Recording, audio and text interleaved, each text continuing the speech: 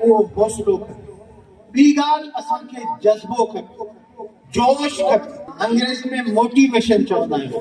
दुनिया में तरक़ी करण लाइ मोटिवेशन तमामु ज़रूरी आहे। ऐं तव्हांखे ॿुधायां मोटिवेशन ॿिनि क़िस्मनि जी थींदी आहे। हिकिड़ी थींदी आहे इंट्रिंसिक मोटिवेशन, अंदरूनी मोटिवेशन। ॿी थींदी आहे एक्सट्रिंसिक मोटिवेशन, माना ॿाहिरां जी मोटिवेशन। हाणे ॾिसूं त ॿाहिरां जी मोटिवेशन छा आहे। तव्हां हिते स्टेज ते ॾिठो, नंढड़ा नंढड़ा पिचकड़ा ॿार परफॉर्म कनि पिया। तव्हां हिते वेठा आहियो, तव्हांजे दिलि में इहो जोश अचणु खपे, इहो ख़्यालु अचणु खपे, इहो नंढो ॿारु या नंढी अदड़ी जेकॾहिं स्टेज ते बीह तक़रीर करे सघे थी त मां छो नथो करे सघां।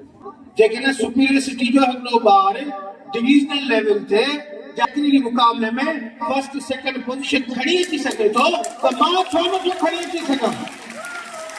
इहा हूंदी आहे एक्सटर्नल मोटिवेशन। इहा मोटिवेशन असां पंहिंजे उस्तादनि मां वठंदा आहियूं, इहा मोटिवेशन असां पंहिंजे घर वारनि मां वठंदा आहियूं, इहा मोटिवेशन असां अख़बारुनि मां, टीवी मां ऐं जेके मुख़्तलिफ़ प्रोग्राम ॿुधूं था, जेके दुनिया में जेके शयूं ॾिसूं था उन्हनि मां वठंदा आहियूं। मिसाल जी ॻाल्हि त करे सघूं था न, हुन वांगुरु असां बि पंहिंजो पाण खे तयारु करे सघूं था न। इहे पुराणे ज़माने में ॻाल्हियूं ॿुधाए वेंदियूं त बाबा ही तव्हांजी हद आहे, तव्हां हिननि हदुनि खां ॿाहिरि नथा वञी सघो।